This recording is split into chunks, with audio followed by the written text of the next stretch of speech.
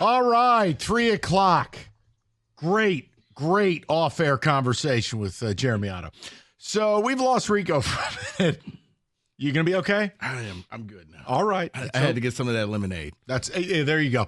So if you want to hear a conversation about Scott Harris, the Free Press, Tigers, Odyssey.com Rewind. We did 4 hours of Lions yesterday. We will mention it a little later today. Unbelievable victory, truly. And if you want that, Odyssey.com Rewind goes back 24 hours. It's one of the most impressive regular season wins that I've ever seen from any NFL team. It was truly awesome. But we have a lot of other stuff to cover. And I have to bring this up because nothing in this world upsets me more than what I call coaching malpractice. I'm just a big believer that beyond wins and losses, your job is never be the story for hurting your team, ever. Can we have a conversation about Sherrone Moore? Can we do that for a moment? So I thought they played a very credible football game, and let the record show I was the only one Friday who felt they would play a credible game. But Sherrone Moore, he did something like he channeled his inner Jim Caldwell. At the end of that game with about a minute and a half to go and having 3 timeouts, Indiana gets a first down. Called a timeout. Tick, tick, tick, tick, tick, tick, tick, tick, tick, tick, tick, tick, tick. Gary Danielson is having a meltdown on the air. I mean, he was just like zappity-doo-dah. I don't know what's going on here. You got to call the 28 or 29 seconds goes off the clock before Sherrone calls a timeout. After the game, his answer was, in a word, na-na-poo-poo. We were having conversations about play calling. No, Sherrone, I didn't ask you, why didn't you answer my phone call during the game? I was a little busy. Right. You were having conversations about play calling? Here's an idea. Timeout, conversations. Not conversations, timeout. Okay, now I am saying, if I were a Michigan fan, that's the red flags with Sherrone are just about everywhere. I think there's been a complete mishandling of the quarterback situation, both in the offseason and in season. However, you've ended up with Kirk Campbell as your offensive coordinator, all the way to some challenges that resemble Kenny at the bar, hammered. It's a fumble. Wait, what? When the announcers are making fun of your challenges, you know it's bad. Right. Into Caldwell time management malpractice. So, Rico, may we ask the question? Yes. Michigan fans, what do you want to do with this guy? And that's before 3 dirty letters that are 9 days away, potentially, NOA. What do you want to do with this guy? Because I'll tell you, what the hell, man? I'm watching the game Saturday. Not a Michigan fan. I know, breaking news. That. And I was shocked because I thought it was going to be orbital ramming speed when it was 17-3. I'm like, yep, this thing is just going to go off the rails. And then Michigan came back. And then Indiana's panicking. And Michigan seemed like to be the better team at the end. And Indiana kicks the field goal. I'm like, okay, you're still within a score. They didn't score a touchdown. You didn't give yourself a chance to win the game. You let 28 seconds tick off the clock before you finally realize, oh, wait, timeouts. Use one. Come on, man. You have to be better than that. It was a 1-score game. If they were down by 10 points, it wouldn't be that big of a deal. I'm not a Michigan fan. I'm at the TV yelling, Sherrone, call the time out. Call it. No? Are you just going to consider? I mean, it almost felt like the Bucs last year against the Lions when the coach just said, well, we're not going to even try. We'll just go ahead and let the clock run out. We'll just take this L. Michigan fans were upset with Sherrone Moore 6 weeks ago. And since, they got flatlined by Oregon, you lose to Indiana. Look, I would like to know where you're at with your coach. What's your belief in this guy? And I'd love to bring up Michigan State, but that's just not going to really draw much of a response because we have a dead program right now. But see, I think it's different from Michigan State. I think Michigan is too big of a brand to have a coach learning on the job. Michigan is a brand name. It's Blue Magic. When you go to Michigan, you're already established. Now, you may have to establish a different culture. You may have to establish a different system, but it's a system that you've run before. Moore is literally, I mean, it's almost like the water boy. I just see him with a book saying coaching for dummies. Like, well, why did you make that move? Well, it was in the book. Like, it's too big of a brand to have somebody this new, and he looks unprepared. Let's just call it what it is. So my question is, what do you do? I mean, if you're a Michigan fan, and it depends how invested you are, but I mean, who's your quarterback? And who's your quarterback next year? They lost the only one they had, and it doesn't look like Bryce Underwood's going to go there. It seems like he's going to LSU. All right, you're going to go to the portal? Oh, okay.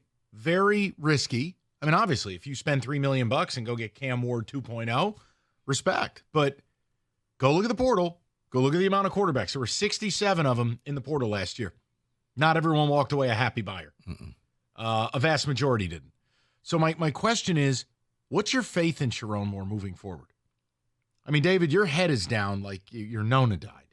You're the Michigan fan. I'd like to hear from you. Well, here's why. Because we use the F word on this show. Fair. Oh. And I've tried to be fair. And Mike, Rico, you brought it up. Yes, 6 weeks ago, there were inklings from Michigan fans saying, oh, he has to go. He has to go. And I was trying to be fair. Whatever. Let him have his time. Give him a chance. First-year head coach. But every step of the way, he's shown more and more that he doesn't know how to do the job. That is a simple mistake. You cannot make that mistake. That's something that you say, oh, I'm never going to do that. I have 3 timeouts. You call one. You have a chance to get the ball. You call one. That's an easy coaching decision. We were trying to decide on the play call. And what is that? That doesn't, I don't get that. And every week he's on the morning show and they've asked him about play calling and Kirk Campbell. And his answer every week is, well, I'm not ready to address that yet. I'm not ready to deal with that yet. Well, when are you going to deal with it? You're the head coach. Yeah. You are the head coach. Deal with it. Either tell us I'm just fine with Kirk Campbell being our play caller, or, we're going to look at some things. We're going to tweak some things. But don't give me, I'm not ready to deal with that yet. That's not acceptable to me as a fan. That's not acceptable for the Michigan program. I'm trying to be fair, and I think right now where I'm at, move on. Just move on. God. I think I'm ready. 248-539-9797. David, so you're saying just at the end of this season, just be done and go. I normally you got to give a guy a try. And maybe it's because I got too much respect for your school. Michigan is not a school where you go to Eastern, go to someplace else. You go to Bowling Green as a first-year coach and you make your mistakes. You're not allowed to do that at Michigan because everybody wants you. You're the circle game on everybody's schedule. Oh, we're playing Michigan. Oh, we got to get up for this game. You can't walk in there saying, hesitating on your play calling. A challenge. It was an incomplete pass. Everybody saw it was an incomplete pass. I'm going to challenge you. Why? Okay, hold on. Let me review it. It's an incomplete pass still, and thank you for that timeout. He doesn't appear to be ready for this position. I'm not mad at you, David. I just didn't know if Michigan fans are willing to give him another year. I'm not blaming him for the fact that you got to beat Northwestern to be bowl eligible, because I think that the previous coach really put him in a bad spot. But I am questioning the fact of why didn't you go – well, actually, take that back. I know why you didn't go out to try to hire a real coach, because of the cloud over your head. So never mind. Strike that from the record. Rico would like a do-over.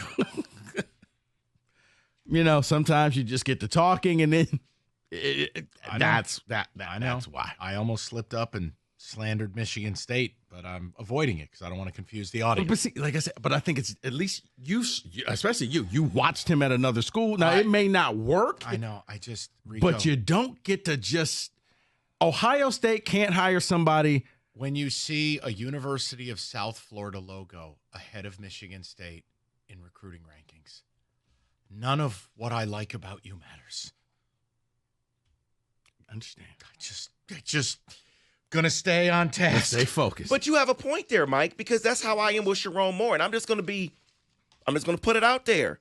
As a black man, I want to support him, and that's why I was being fair. Because at Michigan, I seen it at Texas, where they let the black man have the job, and then they immediately went after him on the first mistake. So I tried to be fair on that. Timeout. The man was wearing a mock turtleneck in Texas. You Stop gotta it. fire him. Stop That's it. psycho behavior. It's 95 degrees. David, trust me, he ended up shooting himself in the foot for doing something totally different. But after Tucker lost to Rutgers the first game, there was a lot of people already saying, "Oh, we hired the wrong guy." And I was trying to be fair with him too. I was trying to support, but it's just at some point you got to realize maybe this person can't do the job. Kenny's getting yelled at, apparently. All right, 248-539-9797. But it was really the malpractice of the weekend on a coaching level, and want to know where Michigan fans are at with it. I mean, it just, I don't know what to say, because I was the person who went, guys, you're crazy wanting to get rid of this guy 4 or 5 games into his career. But in the last 3 weeks, I mean, the challenges that are just like drunk guy at a bar, the quarterback shuffle, and now really just malfeasance on the sideline with timeout usage. Right, and you're also benching your best running back because he didn't practice hard in practice, Khalil Mullings. Or it was a faux suspension. Oh, yeah, that's right. But I'm not allowed to say that because I went to school somewhere else. So Yeah, that's true. I'll just be a good little boy and just sit here. Yeah. Go How Blue. about this? Okay.